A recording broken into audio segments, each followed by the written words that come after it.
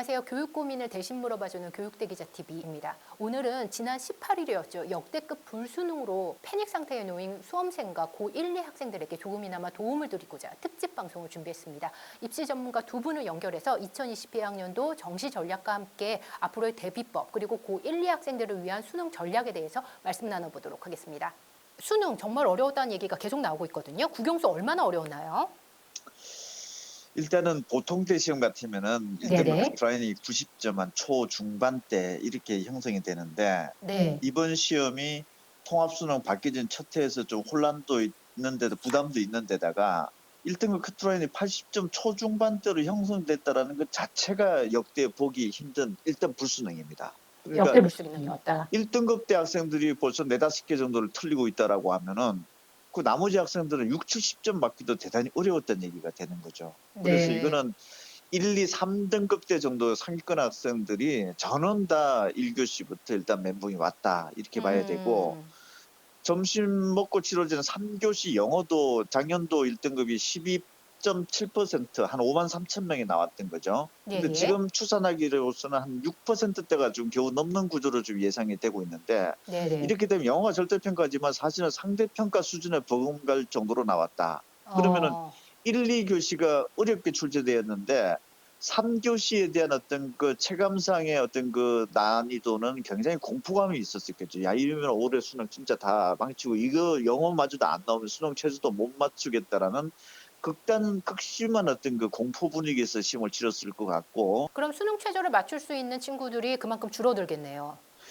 문과에서는 금년도 또 수학에서조차도 지금 이과 학생들한테 밀리는 구조가 되고 이랬었죠. 그래서 제가 어저께 논술시험에서 각 대학에서 한번 제가 확인을 해봤더니 네네. 인문계에서 결시율이 작년에 비해서 높아졌다. 한 7% 정도까지도 높아졌다. 음, 그러면은 그만큼 시험을 잘 봐서 논술시험장에 안 가려고 했던 학생들이 많아진 게 아니라 인문계 학생들 같은 경우 수능 최저를 못 맞춰서 아예 논술시험장에 안 간 학생이 많아졌다. 이렇게 못 봐야 가는 되는 거겠죠. 거고, 이과도 다소 높아는 졌지만 사실은 수학에서 좀 고득점자들이 올해 박해진 수능에서 이과 학생들이 많이 늘 것으로 예상이 됐지만은 생각보다 높게 결시가 더 훨씬 더 떨어지지 않았다, 전년에 비해서. 그 음, 얘기는 이과 학생들도 수능 체제를 생각보다 못 맞춘 학생들이 많았다고 볼 수도 있습니다. 왜냐하면 영어 때문에. 그러니까 절대평가가 무의미, 무색해진 거잖아요. 그 영어 잘 받던 학생들은 특히 뭐 1등급 90점 후반대 받던 학생들은 굉장히 고득점으로서 뭔가 좀 페이브를 줬어야 되는데 그 페이브도 없어진 거고, 예, 또 예.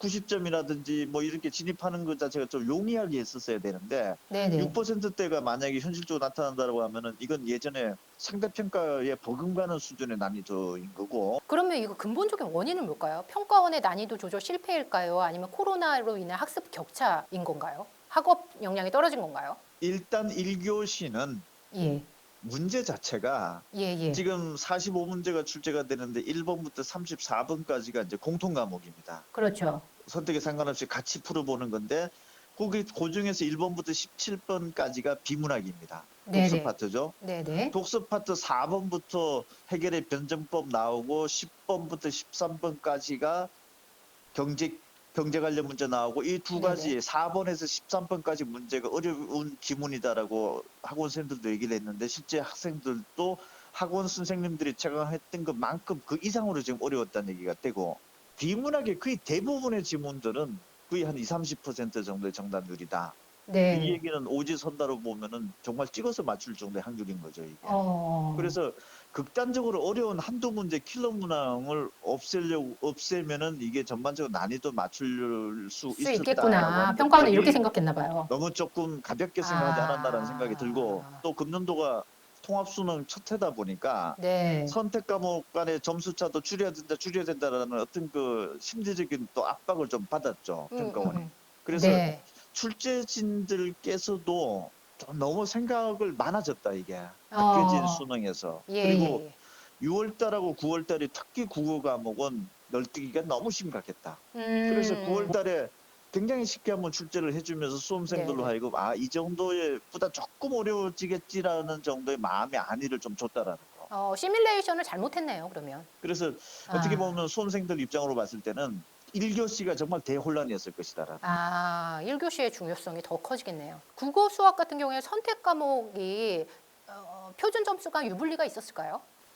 국어를 저희도 그날 수능 시험 당일날부터 학생들을 이제 좀 표본 학생들을 앉혀놓고서 문제를 풀어보게 하면서 선택 과목 간에 이제 점수 정답들이 어떻게 되는지 좀 체크를 예. 해봤는데 네. 예를 들어서 국어에서 그 비문학 독서 파트 어려운 부분의 지문의 정답률은 언어 매체를 선택한 학생들이 합격과 작문 선택한 학생들에 비해서 거의 2배 가까울 정도로 정답률이 높게 형성이 되고 있습니다. 이 얘기는 네. 언어 매체 선택을 한 수능 접수생의 30%밖에 안 되는데 네. 같은 1번부터 34번까지 그 공통으로 풀어보는 문제는 언어 매체 학생들이 월등히 더 잘 맞췄다라는 거. 상위권이 몰린 거네요. 저희 쪽에서 추산을 해보면은 거의 네네. 국어에서 1등급 학생들의 약 70%는 언어 매체를 선택한 학생들일 가능성이 높을 것으로 좀 보여지고 있고 예예. 수학에서는 1번부터 30번까지인데 22번까지가 공통문항이죠. 음. 문이과 같이 보는 같은 문항인데 네. 15번이 객관식 마지막 문제이고 22번이 주관식 마지막 문제 이런 것들이 이제 우리가 킬러 문항이라고 하는데 킬러 문항 그 앞에 정도에 배치됐던 그 언저리에 배치됐던 문제들도 정답률이 꽤 낮게 나타났었는데 이 음. 또한 미적분을 선택한 학생들이 학률과 통계 문과 학생들에 비해서 정답률이 거의 2배 이상 정도 나타나고 있더라. 그러면은 아. 역시 미적분 선택한 학생들이 1등급에서 차지하는 비율은 압도적으로 차지할 가능성이 높고 네. 그다음에 표준 점수 최고점은 당연히 대부분의 집중 상위권 학생들은 미적분 기하 쪽에 선택한 학생들이 높을 것으로 추산이 되고 있는데 이러니까 문과가 불리하다는 얘기가 나오잖아요, 대표님. 저희 쪽에서 봤을 때 수학 1등급에서 문과 학생들이 차지하는 비율은 10% 정도밖에 안 될 것으로 현재는 지금 현재 10%밖에 안 예측을 하고 된다. 있습니다. 근데 아. 이제 문제는 작년도에는 문과 학생들은 수학 나형이라고 해서 따로 시험을 보고 따로 등수를 매겼었죠. 네. 그런데 그래서 작년도에 수학 문과에서 1등급 학생들은 4%가 정해져 있는 수치였기 때문에 한 네네. 13,000명 정도가 나왔었죠. 그런데 네. 갑자기 금년도부터 바뀌어지면서 문이과 통합이 되면서 이과 학생들한테 1등급짜리를 내주게 됐죠. 예예. 13,000명 나오던 것이 한 2,000명대로 좀 추산이 되고 있고 문과 학생들이 수학에서 수능 최저 등급을 맞출 수 있는 숫자 자체 그만큼 줄어들기 때문에 네. 실제적으로 문과 학생들이 지금 지난주 주말과 이번 주 주말에 그 문과의 어떤 수능 체제를 좀 빡빡하게 요구하는 대학의 원서를 시험장에서 결시가 좀 높아질 것으로 좀 예상이 되고 있고 어제도 실제적으로 보면 좀 높은 것으로 지금 나타났습니다. 문과 학생들은. 음. 이거는 단순하게 문이과 유불리로 따질 문제가 아니라 네. 문과 학생들이 그냥 예전에 패턴 시험으로 봤을 때 저 정도 인원이 나왔으니까 각 네. 대학들에서는 문과에서 수능 체제를 이 정도로 요구를 하는 게 있는데 네네. 각 대학에서 수능 체제 요구하는 기준은 예전 수능 방식에서 지금 현재 된 거죠. 그렇죠. 지금 결정이 돼 있잖아요. 제도는 바뀌어져서 이런 어떤 예측이 결과값이 실제 현실화되었을 경우에는 네. 각 대학들의 수능 최저 요구 수준이 문과에서는 과도하게 높았다라고도 볼 수가 있는 거죠. 수능 체주가 높 맞추는 친구들이 정말 없을 것 같아요. 많이 없을 것 같아요. 그리고 이런 입시 결과가 나오기도 전에 대학들에서는 이걸 바꾸기도 좀 어려웠겠죠. 이게 사실 예예. 문제의 핵심인데 네네. 그런 문과 학생들은 대학에서 요구하는 거는 과거의 수능 방식의 그 결과를 갖다 놓고서 지금 수능 체제를 요구하는 틀을 짜놓은 상황이고 예예. 시험 제도는 바뀌어져서 수치가 옛날보다 안 나오는 상황에서 문과 학생들은 좀 시험을 보고 있다라는 거죠. 미스매치가 생기네요. 내년도 고3에 올라오는 학생들도 이미 옛날 수능 방식에서 어떤 그 근거를 토대로 했던 것들을 그대로 지금 현재 요구하는 것을 학정 발표를 한 거죠. 예, 2023 학년도까지는 결정돼 있으니까요. 그렇죠. 그래서 각 대학들로 봤을 때는 야, 내년도 고3들은 좀 바꿔줘야 되는 거 아닙니까라고 요구를 하지만 이미 학정 발표를 했기 때문에 어쩔 수 없다라는 입장인 것이죠. 그럼 이걸 염두에 두고 공부해야 되겠네요.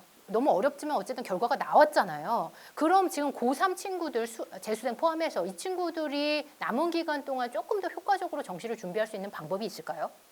일단은 전체적인 이제 상황 판도로 놓고 보면은 일단은 논술이나 면접에 남아있는 학생들은 대부분은 거기에서 적극적으로 지원하고 좀 준비를 좀 철저히 하는 것이 일단 가장 바람직하고 예. 금년도에는 수능 시험을 잘 봐서 저 대학보다 더 높은 대학을 갈 수 있기 때문에 논술 면접에 미응시하는 학생들이 많아지지 않는 것이 큰 특징입니다. 사실 그런 네. 질문도 잘 들어오지도 않습니다, 올해는. 아. 자, 전체적인 상황판으로 놓고 보면은 네네. 문과가 지금 이번 통합 수능에서 불리하다는 얘기가 계속적으로 나오고 있는데 계속 제가 나오고 봤을 있죠. 때는 네.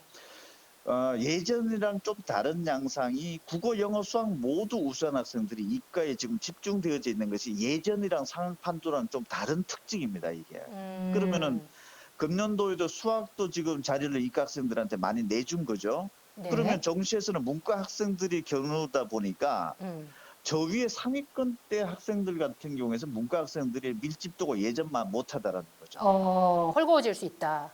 합격 점수 자체가 내려가겠죠. 전체적으로 지금 문과 학생들도 못 받기 때문에. 그리고 예예. 상위권 학생들이 이과로 좀 많이 쏠려져가 있는 네네. 구조이고. 예예. 그러면은 문과 학생들 같은 경우에서는 어떻게 보면은 저 위에 상단 자체가 지금 굉장히 그 점수의 어떤 그 가변성이 대단히 높다는 얘기죠. 다시 어. 얘기하면은 내 점수로 도저히 갈 수 없는 대학도 합격하는 케이스가 굉장히 속출할 수가 있고 어. 반대로 너무 소심하게 생각을 해서 저 대학 정도 갈 수 있었는데 너무 낮게 들어간 학생들도 속출할 수 있다라는 거죠. 그래서 네. 금년도에 문과의 대학 입시는 대단히 점수의 변동이 예전보다 심하게 나타날 것이다. 이렇게 지금 추산이 되고 있고 네. 또 다만 하나 이제 우려가 될 수 있는 거는 수학의 고득점자들이 이과가 월등히 많은 것으로 현실화되었을 경우에는 네. 이과에서 저 낮은 대학을 가는 것보다는 문과에서 뭐 5개, 6개 계단 정도 더 높이 갈 수 있는 상위권 대학의 경제 경영 인기학과 쪽으로 이과 애들이 넘어올 가능성도 있을 수 있다. 있죠. 그 대부분 그러면은 상위권이라고 하면은 상경 계열 쪽으로 갈까요? 이런 친구들은? 아무래도 취업비랑 관련되고 뭐 물론 어쨌든 인기 학과 쪽으로 가지 일반적으로 비인기 학과 쪽으로 이과 학생들의 어. 특징이 있었는데 굳이 네네. 비인기 학과 쪽으로 문과 쪽으로 지원할 확률은 조금 낮지 않을까는 음. 보여집니다. 네네. 그렇다면은 문과에서 수학의 가중치를 많이 둔 대학들을 지원하고자 하는 문과 학생들은 조금 이런 부분들도 앞으로 어떻게 될지를 염두를 해둘 필요는 그래야 있습니다. 되겠네요. 이과 같은 경우에는 통합수능에 이과 학생들한테 유리하다 이렇게만 볼 일은 아닐 수도 있습니다. 예예. 이과 학생들의 상위권이 예전보다는 더 밀집적으로 몰려져 있다는. 공부 잘하는 이과 친구들이 너무 많다. 그렇죠. 자연계 그리고 친구들이. 이번에 국어, 수학 모두 다 어렵게 출제되었기 때문에 음. 작년도는 사실은 상위권 학생들에게는 국어 한 과목 잘 보면은 굉장히 해결 포인트가 많았습니다. 네. 국어하고 수학이 원체 난이도가 다르게 지금 책정이 돼서 국어 과목 비중이 대단히 높았었는데 네네. 금년도는 국어, 수학 모두 어렵게 출제되었기 때문에 상위권 학생들도 국어, 수학에서 대학별로 어떤 가중치를 적용시키고 뭐 점수 조합 상황으로 계산을 해봤을 때 몇 점 차이에 의해서도 뭔가 어떤 그 변별력이 크게 확보될 수 있는 상황이기도 합니다. 그러니까 음. 이과 학생들은 어떻게 보면은 그 작년도에는 상위권 학생들이 좀 덤성했던 이런 구조에 따라 금년은 굉장히 아주 컴팩트하게 밀집되어져 있다. 이런 촘촘하죠. 상황을 염두를 해 두고서 뭔가 대학별 가중치라든지 어떤 그 계산 방식을 정말 꼼꼼하고 촘촘하게 따지지 않으면은 어떻게 보면 시험을 잘 보고서도 뜻하는 대학에 못 들어갈 가능성도 어떻게 보면은 더 높아졌다. 저는 이렇게 보고 싶습니다. 점수들이 나오면 이걸 보고 고 1, 2들이 선택 과목을 선택할 때 많이 좀 달라지는 양상들이 나타날까요? 이걸 보고 결정할까요? 지금 언어와 매체가 사실은 높게 등급이 나오고 표준 점수 높게 형성될 것으로 지금 제가 예측을 하고 있는데 예예. 사실은 이게 실제 결과값은 어떻게 나타났는지를 또 평가원에서 공개를 안 해주는 게 또 문제죠. 그래서 12월 10일이 되면은 저희 종합원 같은 데서도 아마 그런 점수 상황 판도를 좀 알려줄 텐데 네. 그러면 지금 현재 언어 매체를 선택한 학생들이 약 30% 정도 됩니다. 네. 그럼 앞으로 언어 매체를 선택해서 같은 점수를 맞고도 높은 등급을 차지하고 있고 그 30%밖에 안 되는 학생들이 국어에서 1등급에서 거의 한 70% 정도 차지하는 것으로 만약에 예측치가 나오고 있고 실제 주변 같은 반에서 그런 것들이 확인이 된다라고 하면은 음. 언어 매체 30% 정도 현재 그 응시 비율 자체가 높게 형성될 가능성도 충분히 있는 거죠. 그래서 음. 이런 부분들을 염두를 해 두고서 내가 단순하게 이 과목의 경쟁력이 있다 없다로서만 놓고 볼 게 아니라 이 과목을 가서 한두 개 더 털리더라도 오히려 이게 유리한 쪽에 갈 수 있는 정도의 포인트가 있다라고 하면은 사실 음. 양상은 달라질 가능성이 높고, 예, 또 예. 수학도 아무리 그 수학에서 그 잘 풀었다 하더라도 내 집단에 소속된 집단의 학생들이 어떤 수준이냐에 따라서 내 점수의 어떤 노력의 결과가 직접적으로 연결이 안 되는 어떤 구조가 발생할 수 있다라고 하면은, 네, 네. 문과 학생들이 이과의 미적분을 선택해야 되는 거 아닌가라는 생각이 나올 수도 있겠죠, 이게. 그런데 네. 이거는 사실 과목의 특성상 굉장히 쉬운 부분의 문제는 아닌데, 음. 이론적으로 놓고 봤을 때는 같은 점수를 맞고서도 미적분 학생들이 훨씬 더 높은 등급을 차지할 수 있다라고 하면은, 상황에 따라서는 미적분 학습 열심히 하면서 이과 수학을 선택하는 문과 학생들이 늘어날 가능성도 이론적으로는 충분히 있을 수 있는데, 그렇죠. 사실은 첫 수능 변화의 결과가 나오게 되면은 모든 변화의 가능성은 사실은 다 열려져 있다, 이렇게 봐야 되는 거고. 대표님 그게 문제인 것 같아요. 불확실성이 높다 보니까 여러 가지 카더라가 생길 수밖에 없고 여러 가지 사교육 문제도 이런 게 생길 수밖에 없는 거잖아요. 이런 어떤 정보를 지금 우리가 미적분이 유리했고 확률과 통계가 불리했습니다라고 얘기하는 것 자체를 사실은 저희 같은 입시 기관에서 지금 숫자를 보면서 얘기를 하고 있는 건데, 네. 사실 이 모든 부분들은 국가평가원에서 알고 있는 거죠. 근데 이거를, 평가원만 알고 있는 게 문제죠. 그렇죠, 이 공개를 하게 되면은 뭐 어느 과목 특정 쏠림 현상이 나타날 수 있다, 이런 우려도 있는 건데, 사실 네. 또 우려보다 더 큰 거는 이제 불확실성인 거죠. 지금 더 불안한 친구들이 고1, 2학생일 것 같아요. 정시가 또 는다고 얘기까지 있어서 수능에 대한 부담도 있었는데 이렇게 어렵게 나와버리니까 더 부담이 되거든요. 고1, 2학생들은 어떻게 준비하는 게 조금 더 효과적일까요? 고등학교 3학년 이제 올라가는 학생들은 일단은 가장 크게 상황으로 박해준 수능으로 봤을 때는 공통 과목을 잘 풀어야 됩니다. 공통이요. 아, 국어가 공통 과목의 45문제 중에서 34문항이고 배점이 지금 현재 76점이죠. 네. 절대적으로 높기 때문에 공통 과목 비문학하고 독서 34문항인 거죠. 음, 이거는 사실은 내가 국어를 완성했습니다, 나는 국어를 잘합니다라고 하는 것은 사실 시험장에 가봐야 알 정도로 예측 불허입니다. 그래서 음, 국어만큼은 절대적인 어떤 그 변별력 확보로 되어오는 이 34문항을 끝까지 철저하게 본다라는 걸 갖지 않으면 사실 국어는 어 뭐 내가 어렵겠죠. 지금 완성 단계도 가 있다, 이렇게 섣부른 판단도 하지 말 것을 좀 말씀을 드리고 어, 싶고, 예, 예. 그다음에 수학에서는 이제 공통 과목이 30문제 중에서 22문제인데 이 22문제를 얼마만큼 잘 풀어냈느냐. 그래서 음, 이미 고3 학생들은 이 22문제를 풀어보는 수원투는 교육과정에서 이미 다 공부를 한 거죠. 예. 그래서 이 부분이 겨울방학 기간 동안에 어떻게 철저하게 해놓느냐와, 그다음에 음, 이제 앞으로 고등학교 3학년 되면서 이제 선택 과목에 대해서 본격적으로 이제 수능 범위를 끝낼 텐데, 예, 예. 어쨌든 수능 범위 학습이 중요하겠죠, 고3들은. 그 아, 중요한데 그 수능 범위가 공통이냐 선택이냐, 이 부분에 대한 것들에 대한 비중은 압도적으로 공통이 높다라는 공통이 부분들을 높다. 생각을 해야 되고, 아, 고등학교 1학년에서 이제 2학년 내년에 올라가는 학생들은, 네.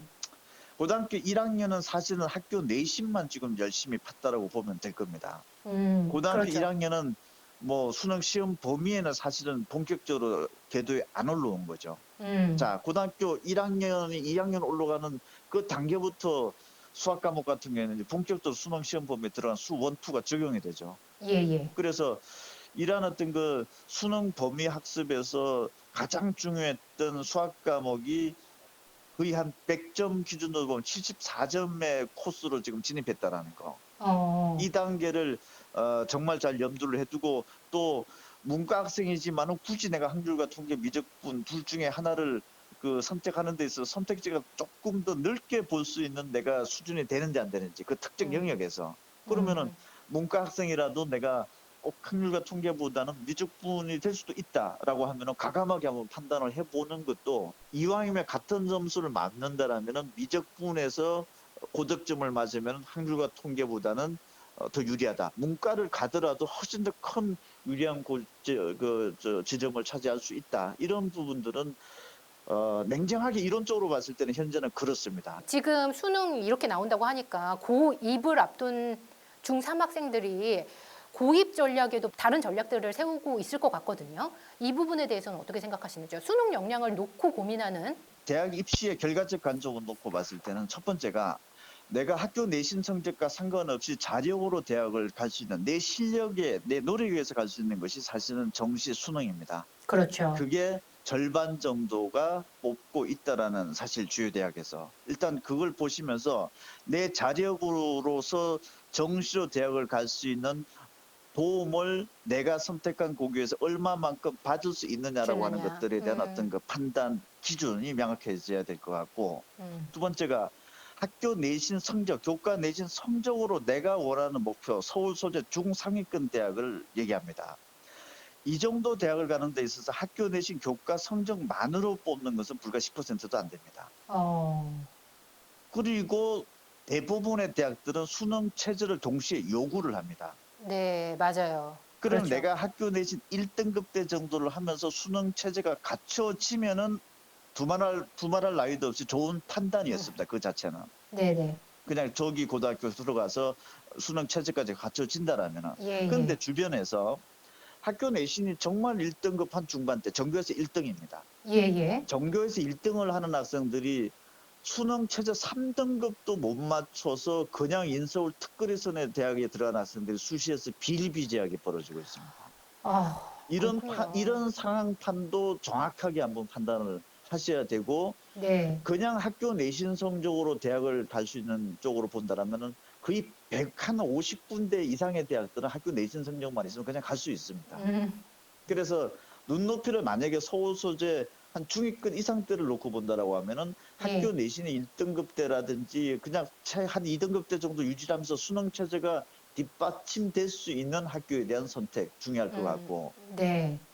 이게 뭐 수시에 유리한 학교, 정시에 유리한 학교, 사실은 내가 그 학교에서 정시로 대학을 갔으면 그 학교는 정시에서 유리한 학교라고 판단할 수도 있고 각자 자의적인 해석이 되는 것이기 때문에 네네. 냉정하게 놓고 보면은 저는 가장 우선적으로 하는 것은 내 자력에 의해서 갈 수 있는 어떤 그 여건을 만드는 것이 그래도 첫 번째로 가장 안정적인 것이 될 거고, 지금 현재 아, 추세를 놓고 봤을 때는 현재 금년도에 바뀌어지는 수능, 복잡하고 혼란스러운 통합수능 첫해 시험이 예, 예. 중학교 1학년까지 그대로 간다라는 겁니다. 현행 그렇죠. 수능이. 초6 때부터 바뀌는 거잖아요. 그렇죠. 그러니까 금년도 수능이 이렇게 혼탁한 양상에서 네. 얼마만큼 어떤 수능의 입시 결과가 나타날 것이냐라고 하는 네, 네. 부분들도 앞으로는 어떤 고교 경쟁력에 있어서 중요한 지표로도 될 수도 있는 부분이 된 거죠. 바로 답해 주셔서 감사합니다. 들어가세요. 감사합니다. 소장님, 나와 계시죠? 네네네. 네. 아, 수능 때문에 정신이 없으실 것 같아요. 아, 어떠신가요? 네. 네, 정신이 좀 없습니다. 예. 생각보다 어려워가지고. 생각보다 어려웠죠.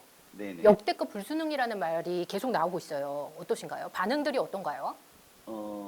일단 매번 시험이 상대평가다 보니까 매번 네네. 시험 못 보는 친구들도 존재하는데, 네. 이번에는 이제, 예상했던 것보다 좀 다들 조금 어려움을 많이 겪고 있는 것 같은 그런 느낌이 듭니다.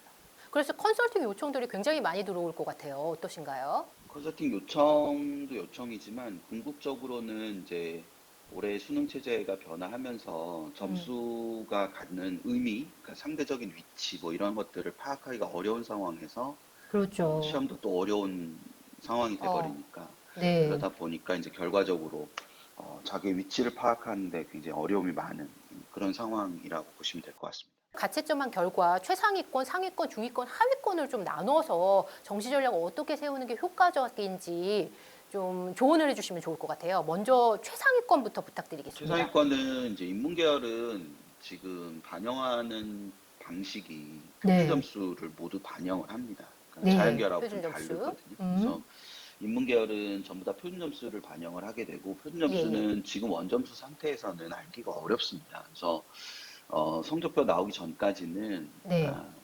지원을 희망하는 대학이라든지 아니면 음, 그러니까 대충 가늠을 해서 그 대학들의 전형 방식이라든지 전년도 결과들을 좀 모아두는 작업을 하면 될 것 같고요. 성적표가 네. 나오고 나면 아무래도 시험이 어렵다는 것은 역으로 말하면 음. 줄을 굉장히 잘 쓴다는 의미이기도 합니다. 줄 아이들이. 세우기. 예, 예, 예, 예. 그러니까 줄을 굉장히 잘 쓴다는 의미이기도 하기 때문에 변별이 이게 됐으니까요. 예, 그 줄을 못 쓰게 되면, 즉 변별력이 떨어지게 되면 동점자 많이 생기게 되고, 음, 그러면 결과적으로 어딜 지원해야 될지 더 난감한 경우가 생기거든요. 그래서 그렇죠. 그런 부분이 조금 덜한 입시가 될 가능성이 높기 때문에 어, 그러니까 자신의 그 표현 점수를 좀 기다리면서 그 음. 대학들을 좀 준비를 해두는 것이 필요하고요. 그런데 소장님, 만약에 요번에는 문이과 통합 첫 해이기 때문에 지난해 입결을 확 그대로 반영하기가 좀 어렵다는 의견도 있거든요.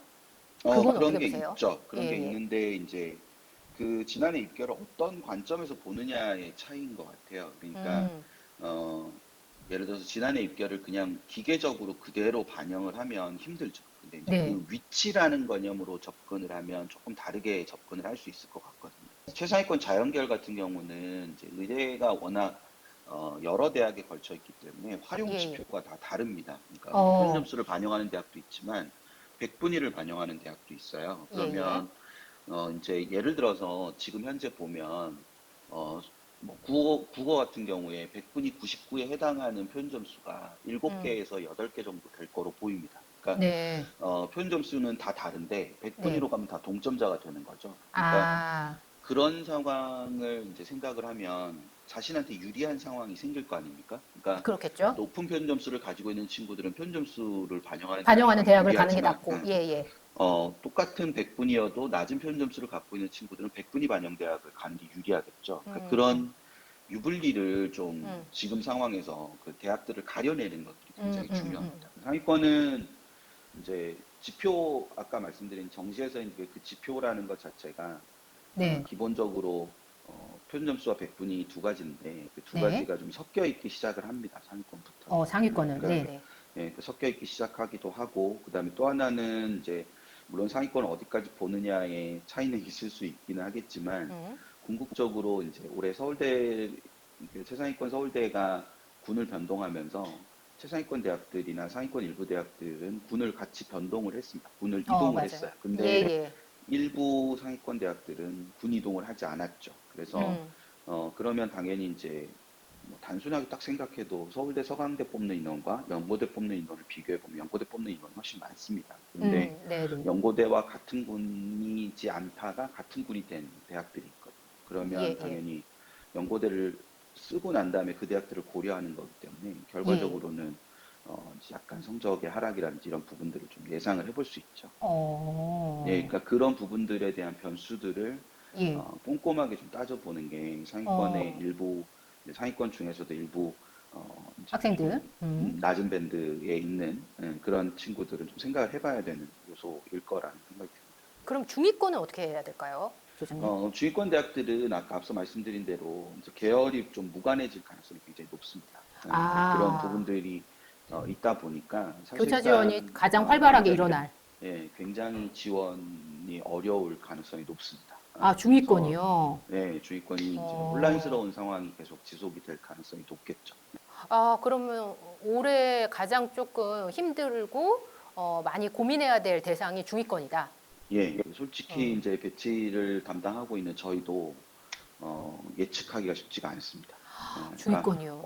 디서 미적 기하 선택자들이 오고 어디서 이제 확통 선택자들만 남아 있고 이렇게 보기가 쉽지가 않은 상황이니까 예, 예. 그런 부분들이 좀 있는데 더더군다나 이제 백분위를 사용하는 대학들이 많거든요, 중위권은 네, 거의 네, 네. 백분위를 사용한다고 보시면 되는데 음. 예를 들어서 전년도 결과를 볼 때 전년도 결과는 수학 가학 기준이거나 수학 나 기준인데 음. 올해는 통합된 기준이지 않습니까? 예, 그러면 예. 당연히 그 자료를 보고 원서를 쓰기가 쉽지가 않죠. 그러면 이런 어려운 상황에서도 조금 더 팁을 주신다면요? 예를 들면 이제 뭐 저희 같은 경우는 네, 조견표라는 걸 만들어서 네. 올해 수학 100분이면 전년도 가형으로 환산하면 어느 정도, 나형으로 환산하면 어느 정도 이런 아, 것들을 만들어 놓고 이제 저희 모의지원 사이트에 공개해 놓고 이렇게 하고 있습니다. 그러니까 그런 어, 것들을 좀 확인을 해볼 필요가 있겠죠. 여러 단계에 걸쳐서 꼼꼼하게 좀 살펴봐야 되겠네요. 중위권 같은 경우에는. 그리고 하위권은 어떨까요, 소장님? 하위권은 경쟁률이 제일 중요합니다. 경쟁률이요. 예, 예. 예, 경쟁률 봐야 그러니까 되겠죠. 네, 근데 이제 전년도 기준으로 얘기를 하면 네. 이제 뭐 미달이 나는 학교들도 많이 있었고 그리고 음, 이제 그 아이들이 어, 수능에 대한 집중력이 좀 떨어지다 보니까 네네. 하위권까지 이제 수능 공부를 하지 않은 친구들이 굉장히 많이 있습니다. 그래서 음. 첫 번째는 포기하지 않는 거, 두 어. 번째는 경쟁률을 끝까지 잘 살펴보는 거. 포기하지 않고 경쟁률을 좀 고려한다면 그래도 갈 대학들이 분명히 있겠죠. 하위권 같은 경우에는. 지금 특히 일반고 같은 경우에는 거의 패닉 상태에 놓였다는 얘기까지 나오고 있거든요. 고1, 2 학생과 학부모님들한테 조언 좀 구체적으로 좀 부탁드릴게요. 그 앞서 말씀드렸던 것처럼 기본적으로 지금 이제 올해 수능에서 주는 가장 큰 교훈은 네. 수능이라는 게 기본적인 개념에 충실한 공부라는 게 굉장히 중요하다는 걸 의미했다고 볼 수 있습니다. 그러니까, 네.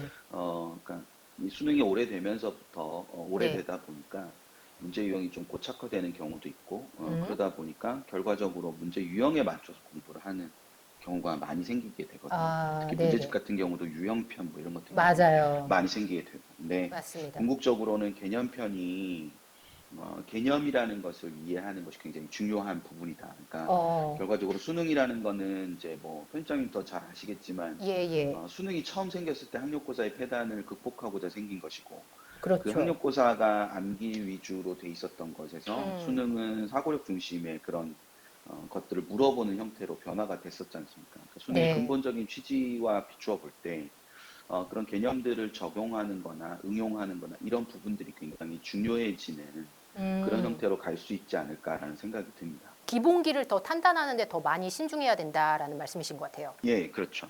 아, 네. 갑자기 연결해서 조언 들었는데 이렇게 답변해 주셔서 정말 감사하고요. 많은 분들께 도움이 되셨을 것 같습니다. 이번 수능 어려웠습니다. 정말 어려웠습니다. 그런데 나만 어려웠던 것은 아닙니다. 그러니 남은 기간 동안 꼼꼼히 준비해서 쉽게 포기하지 않고 정시 지원 꼼꼼히 했으면 좋겠고요. 고1, 2 학생이라면 이렇게 수능이 어렵게 나올 수 있다는 거 염두에 두고 학습할 수 있기를 기원하겠습니다. 그럼 저는 또 특집 방송을 통해서 여러분들의 고민을 해결해 드리는 대기자 TV가 되겠습니다. 감사합니다.